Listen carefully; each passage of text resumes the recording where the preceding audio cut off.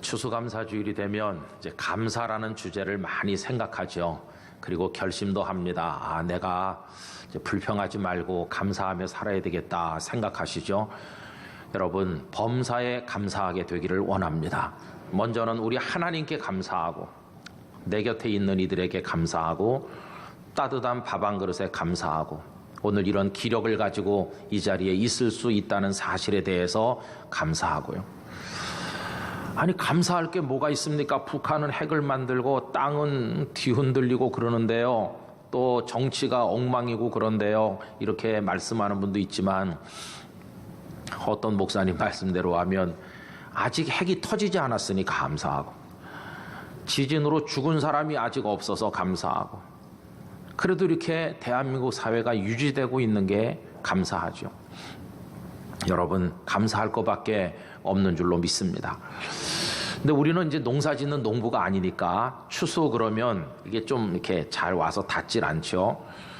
그러나 여러분, 엄밀히 말하면 저나 여러분들이나 다 농부입니다. 어떤 농부냐? 인생의 농부라고 할 수 있어요. 봄에 파종하고 또 그 전에는 이미 겨울에 준비를 했겠죠. 씨앗이랑 다 준비해서 여름에 거름을 주고 또 뭐 여러 가지 김을 메고 하면서 이제 가을에 도착해서 이제 늦가을 서리가 내릴 때까지 곡식을 거두는 그 농부의 한 해 농사가 우리 인생을 닮았습니다. 사람이 세상에 태어나서 어린 시절 성장하고 그 다음에 청장년 시기를 보내고 노년기의 삶을 하나님 앞에서 추수할 때가 오는데, 이것이 인생의 농사인 것입니다. 나중에 우리의 삶이 마무리되는 시점이 왔을 때, 우리 하나님의 보좌 앞에 서는 순간이 오면 우리 삶을 되돌아볼 때, 내 인생 농사 그런 대로 괜찮았어, 다 하나님의 은혜였어, 그렇게 말할 수 있길 원합니다. 때때로는 가문 것처럼 힘들 때도 있었고, 때때로는 막 병충해가 들고 태풍이 몰아치고 농사 다 망치는 것처럼 여겨졌지만, 누런 황금 들판을 보는 것처럼 저도 여러분들의 인생의 추수가 풍성하기를 간절히 원합니다. 근데 여러분, 농사를 짓는데 성공적인 농사를 위한 가장 기본적인 조건 중에 하나는 뭘까요? 씨가 좋아야 된다는 것이죠. 종자가 안 좋거나 속이 썩어서 비어버린 그런 씨를 심어봤자 그 농사 망치는 겁니다. 좋은 씨래야 되죠. 인생의 농사에 있어서 반드시 내 마음에, 우리 주변에, 우리 가정의 일터에 심어야 될 가장 좋은 씨는 뭘까 할 때 그 대답은 하나인데, 하나님의 말씀, 이 진리인 줄로 믿습니다. 여러분, 예수님의 비유가 생각나시지 않습니까? 어떤 농부가 씨를 뿌리는데요, 4가지 종류의 밭이 있죠. 길가라는 밭, 돌짝밭, 가시덤불이 우거진 밭, 그리고 좋은 밭, 이렇게 있는데, 이 농부가 뿌리는 씨, 이 비유에서 씨는 뭘 말하는 것인가? 누가복음 8장 11절에 보니까 이 씨는 하나님의 말씀, 이렇게 가르치고 있어요. 우리가 인생을 성공적인 농사를 하기 위해서 좋은 씨를 심는다고 할 때 최고의 씨는 하나님의 말씀, 바로 그것입니다. 여러분, 하나님의 말씀은 그 자체가 진리입니다. 그 안에 생명이 있습니다. 그 속에 은혜와 복이 있고 우리의 삶을 아름답고 빛나게 만들어주는 능력이 이 말씀 속에 들어 있습니다. 하나님의 말씀은 살았고 운동력이 있어 좌우의 날선 어떤 검보다도 예리하여 혼과 영과 관절과 골수를 찔러 쪼개는 정말 예리한 검보다도 더 예리한 능력의 말씀인 것입니다. 우리 땅끝교회 교우님들이 여러분의 인생에, 부부 사이에, 가정생활에, 여러분의 일터에, 모든 일상의 저변, 그 여러분들의 삶의 밭에 하나님의 말씀의 씨앗을 풍성하게 심게 되시기를 바랍니다. 근데요, 이상한 게 있어요. 거의 대부분의 사람들이 이 좋은 씨, 진리의 씨를 심을 생각을 안 한다는 겁니다. 그리고 반대로 속이 다 골아 썩어버린 그런 씨를 심는 사람들이 얼마나 많은지요. 왜 그런 것일까요? 도대체 왜? 여러분, 영적인 일을 좀 많이 아신다고 생각하십니까? 우린 지금 다 눈 두 개씩 가지고 세상을 보고 있잖아요. 근데 이 눈으로 보는 세상은 어떤 세상일까요? 다 이렇게 보이는 세상이죠. 이렇게 만져지고 뭐 이렇게 보이는 세상. 그런데 보이는 세상이 전부냐? 아닙니다. 이 눈으로 볼 수 없는 저 뒤에 있는 세상, 흔히 영적 세상, 영의 세계라는 게 존재하는 거예요. 하나님의 사람은 눈에 보이는 세상이 전부라고 생각하면 절대 안 됩니다. 하나님께서는 바울 사도를 통해 주신 말씀 속에서 우리가 영적인 일에 대해서 무지하면 안 된다는 걸 강조하셨어요. 꼭 알아야 되는 거죠. 그 말씀이 어디 나올까요? 고린도전서 12장 1절 우리 다 같이 한번 읽어보도록 합시다. 형제들아, 신령한 것에 대하여 나는 너희가 알지 못하기를 원하지 아니하노니. 여러분, 어법상 부정을 또 부정하는 것은 아주 강한 강조 아니겠어요? 너희가 알지 못하기를 원하지 아니하노니, 이런 표현은 뭐냐 하면 반드시 알아야 된다는 겁니다. 뭘요? 신령한 일, 영적인 일에 대해서. 이 손으로 만져지고 뭐 가지고 하는 이 육적 세계 말고 영들의 세계에서 벌어지는 일들을 반드시 알아야 된다. 여러분, 그래서 이 영적인 일을 모르면요 어떻게 될까요? 그거 모르면, 영적으로 무지하면, 그 다음 고린도전서 12장 2절 다 같이 읽겠습니다. 너희도 알거니와 너희가 이방인으로 있을 때에 말 못하는 우상에게로 끄는 대로 그대로 끌려갔느니라. 이방인으로 있을 때라는 말은 영적으로 무지할 때, 아무것도 모를 때 어떻게 됐다고요? 끄는 대로 끌려가지고 우상에게 갔어요. 돌덩어리, 나무덩어리 앞에 가서 엎드려 절하고 가져다 뭘 바치고 바보 같은 짓을 다 했어요. 왜? 영적으로 무지하니까.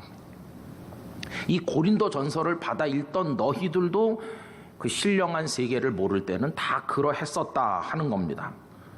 근데 여러분, 오늘날은 안 그럴까요? 여러분, 오늘날 첨단 과학 시대라고 하지만 전 세계 곳곳에서 종류를 알 수 없는 아주 해괴망측한 주술들이 많이 행해지고 있어요.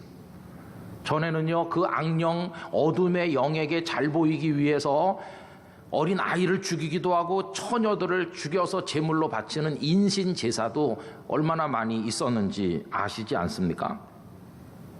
우리나라만 해도요, 뭐 옛날에 그 전설 따라 삼천리식에 귀신이 막 등장하는 뭐 그런 얘기들이 각 고을마다 다 지방마다 이렇게 마치 무슨 민속 담화처럼 민담처럼 전해지고 있습니다. 전 세계 각 나라 각 민족 속에 이런 귀신들의 얘기, 어둠의 영의 이야기들이 다 전해 내려오는 건 왜 그럴까요? 이건 누가 뭐 학교에서 가르치는 것도 아닌데 사람들은 어떻게 그런 걸 느낄까? 모든 사람들이 본능적으로 뭔가가 있어 이렇게 느끼는 거죠. 두렵다. 그 어둠의 영이 나를 사로잡으면 나 어떡하지? 그래서 그 진노를 벗어나기 위해서요, 가져다가 별거 다 하는 거죠. 주술도 하고, 그리고 심지어 사람을 갖다 바치기도 하고, 어리석은 행동을 지금도 많이 하고 있습니다. 그래서 이게 옛날 얘기가 아닌 것이. 그 사람들은 다 본능적으로 뭔가 영적인 세계를 어렴풋이 느끼고 종교적인 행동을 하는 거죠. 그래서 종교개혁자인 칼빈은 모든 사람 속에는 종교의 씨앗이 심겨져 있다는 말을 하기도 했어요. 그럼 여러분, 뭔가가 있어 그렇게 느끼면서 거기다 잘 보이기 위해서 뭐 이런저런 종교적 행위를 하며 살면 뭐 그걸로 충분하고 다 되는 겁니까? 아닙니다. 하여튼 뭐든지 내가 가서 의지하고 내가 가서 뭔가를 하면 그걸로 되느냐? 절대 그렇지 않아요. 여러분, 그렇게 하다가 악령에 걸리면 그 인생은 끝장나고 마는 거예요. 악령에 걸리면. 어둠의 영에 빠지면 그걸로 망하고 마는 것입니다. 인생 농사 다 망치는 거예요. 우리 대통령이 그런 거에 영향을 받은 게 아닌가 우려하는 사람도 많고, 농사가, 대통령직이라고 하는 농사가 지금 추수가 제대로 돼야 될 텐데 우리 국민 모두가 걱정하고 있지 않습니까? 그래서 여러분이 영적인 문제에 대해서 우리가 잘 알아야 돼요. 오늘 본문이 이제 그런 거에 관한 가르침을 잘 주고 있어요. 여러분 오늘 읽은 본문 1절에서 6절까지를 자세히 읽어보면요, 반복되는 단어가 7번 나오는 게 있어요. 그게 뭐냐 하면 속한다, 하나님께 속한다, 하나님께 속하지 않는다, 세상에 속한다, 하여튼 속한다는 말이 7번 나오고 있어요. 여러분 지금 우리 자신이 어디에 속해 있느냐에 따라서 우리 존재가 달라지는 것이죠.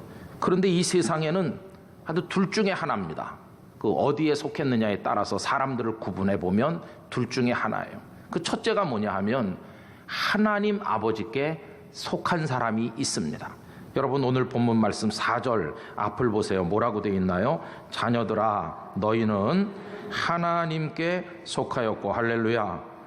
여러분 이건 믿습니까? 여러분이 하나님께 속했다고 인정하세요? 6절은 또 뭐라고 말했습니까? 우리는 하나님께 속하였으니.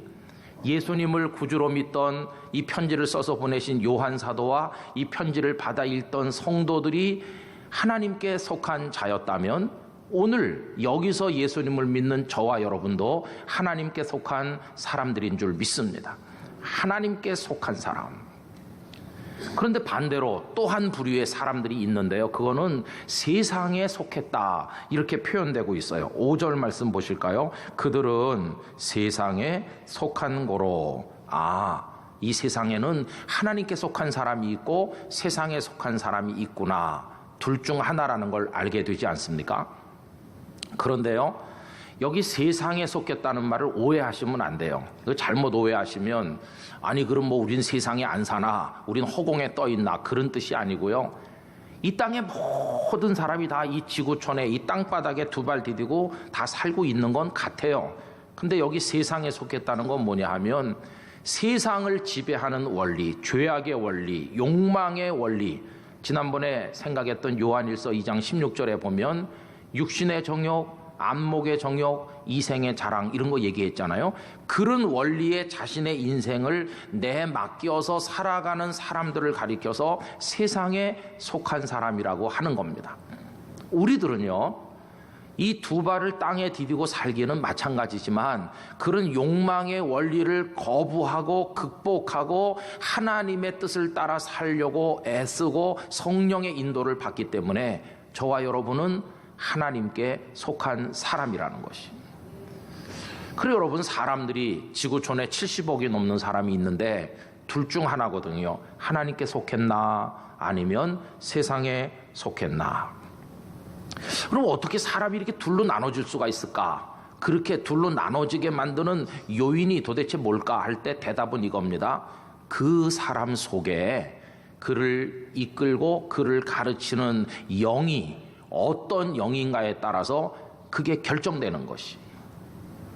그 사람 속에 어떤 영이 들어가 있느냐에 따라 하나님께 속한 사람이 되기도 하고 세상에 속한 사람이 되기도 한다는 겁니다. 그래서 여러분, 어떤 영적인 존재라고 무조건 다 받아들이면 되느냐? 절대 그렇지 않아요. 악령이 내 속에 들어오면 나는 세상에 속해 살다 망하는 겁니다. 그래서 어떤 영을 우리가 무조건 받아들이면 안 되고 분별을 해서 그 영이 하나님께 속한 영인지를 따져봐야 돼요. 그거에 관한 경고가 오늘 본문 1절인데 여러분 다 같이 1절 읽습니다. 사랑하는 자들아 영을 다 믿지 말고 오직 영들이 하나님께 속하였나 분별하라. 할렐루야. 전 우리 땅끝교회 성도들이 이 분별력이 투철하시기를 축복합니다. 잘 따져봐야 되는 거예요. 그래서 이게 하나님께 속한 영인지 어둠에 속한 영인지를 따져봐야 돼요. 누가 우리 보고 와서 집사님 어디 가면 뭐가 있는데 굉장해요 이렇게 말하면 따져봐야 되는 거예요. 하나님께 속한 영인가 아닌가. 그러면 하나님께 속한 영인지 아닌지를 어떻게 분간해낼 수 있을까요? 그 기준이 뭘까요? 분별하는 기준이. 그게 오늘 2절과 3절 앞부분에 나옵니다. 여러분 2절 다 같이 읽습니다. 이로써 너희가 하나님의 영을 알지니 곧 예수 그리스도께서 육체로 오신 것을 시인하는 영마다 하나님께 속한 것이요. 아멘. 이런 얘기입니다. 예수님은 하나님의 아드님이셨는데 이 땅에 사람의 몸을 입고 우리를 위해서 오신 우리의 구주이심을 믿습니다. 이렇게 믿도록 도와주시는 영은 하나님께 속한 영이라는 것이에요.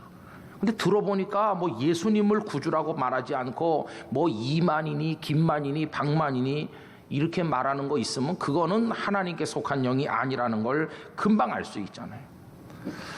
어느 날 예수님께서 제자들에게 물으셨어요. 얘들아, 너희들은 나를 누구라고 생각해?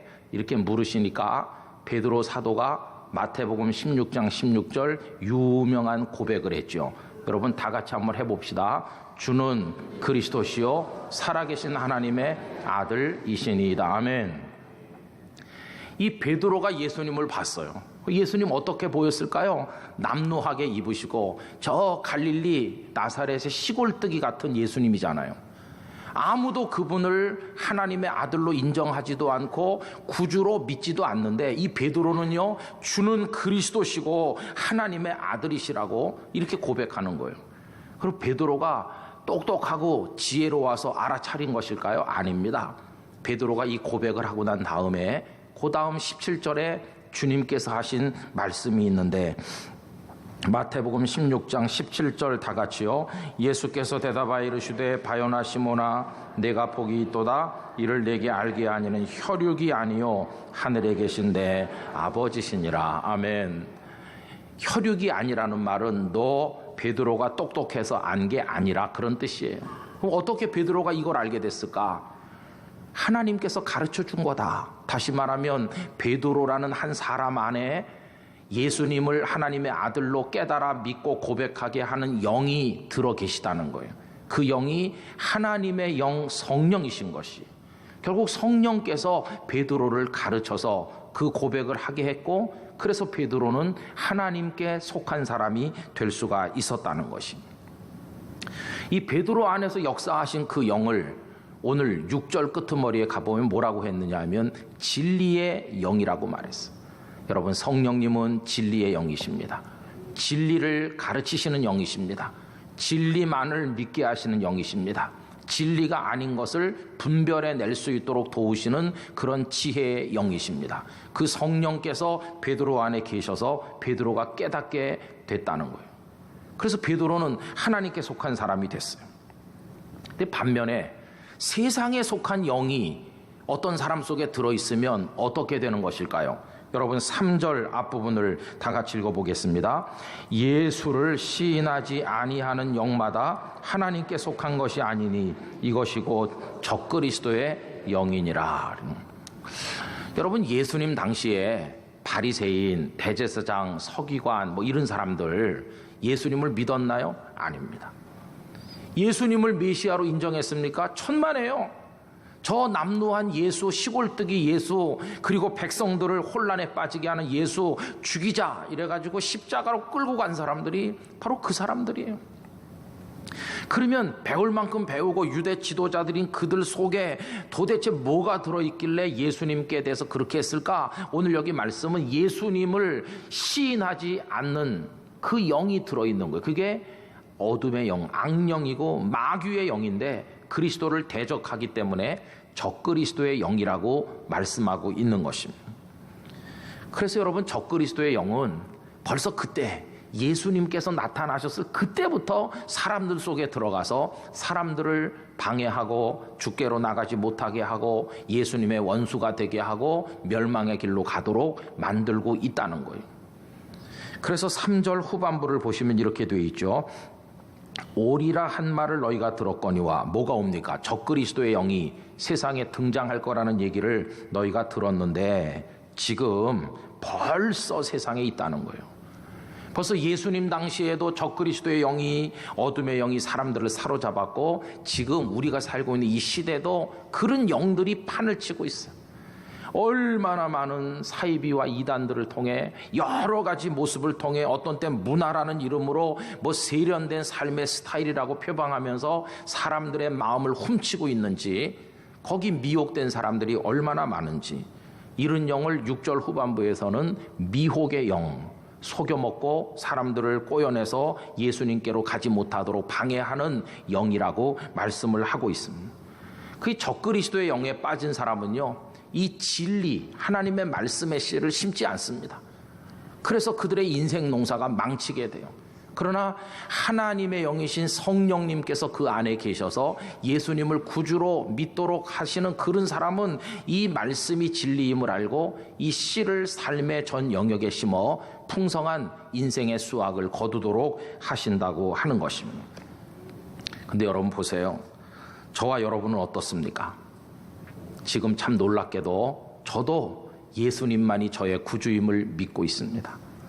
여러분들께서도 예수님 외에는 없는 줄 믿으시기에 이 자리에 오신 줄로 생각합니다. 우리는 그러고 보니까 예수님을 믿는 사람이에요.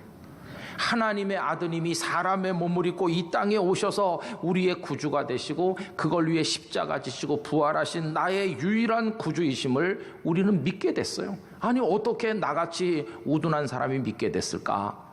하나님의 영이신 성령께서 우리 안에 들어와 계셔서 베드로를 깨닫게 하시던 그 성령께서 우리로 깨닫게 하심으로 예수님을 믿게 만들어 주신 것이, 그래서 우리는 세상에 속한 사람이 되지 아니하고 감히 하나님께 속한 사람이 되게 하셨으니 이보다 더 놀라운 은혜가 도대체 어디 있겠습니까? 이제는요, 하나님의 성령께서 우리 안에서 우리를 지키시기 때문에 이 어둠의 영이 우리를 빼앗아 가려고 시험을 해도 성령께서 그것들을 다 물리쳐 주실 것이. 여러분, 놀라운 말씀 4절 우리 큰 소리로 다 같이 읽어보겠습니다.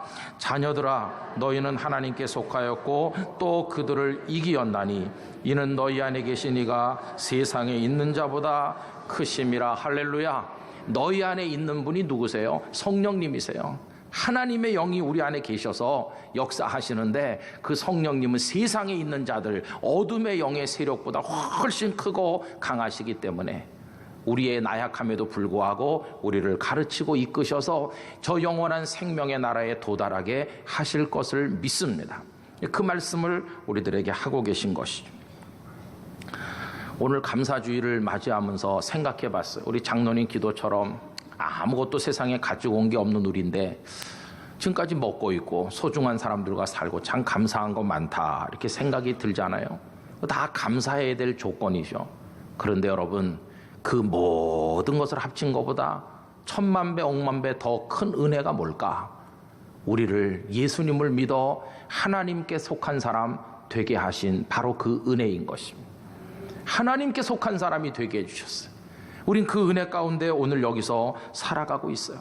내가 지혜로워서 깨달은 것이 아니라 성령께서 우리 속에서 가르치심으로 우리가 이 사실을 깨닫고 믿게 됐으니 이게 하나님의 은혜인 것입니다.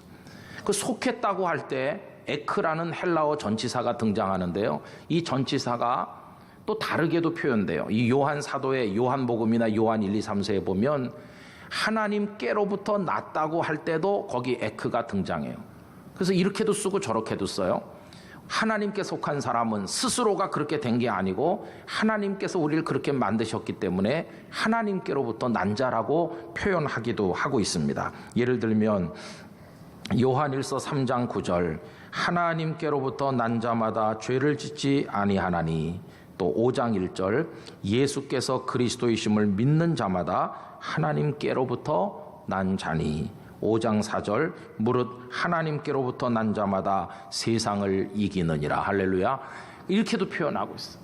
오늘 목사인 제가 여기 있고 여러분들이 이 자리에 계신 것은 우리가 하나님께로부터 난 하나님의 자녀가 되었기 때문인 것입니다. 이게 하나님의 은혜인 것입니다. 비록 다른 것들이 좀 부족하고 모자란다 할지라도 나를 하나님께 속한 하나님의 사람이 되게 해주신 이 은혜보다 더 큰 것은 없기 때문에 우리 하나님 앞에 감사의 찬송과 영광을 올려드려야만 한다는 것입니다. 내게 믿음 주신 하나님 감사합니다. 예수님을 나의 구주로 시인하고 고백하게 하신 그 은혜 감사합니다. 지금도 내 안에 계셔서 날 가르치시고 이끌어 가시는 하나님의 영 성령님 감사합니다.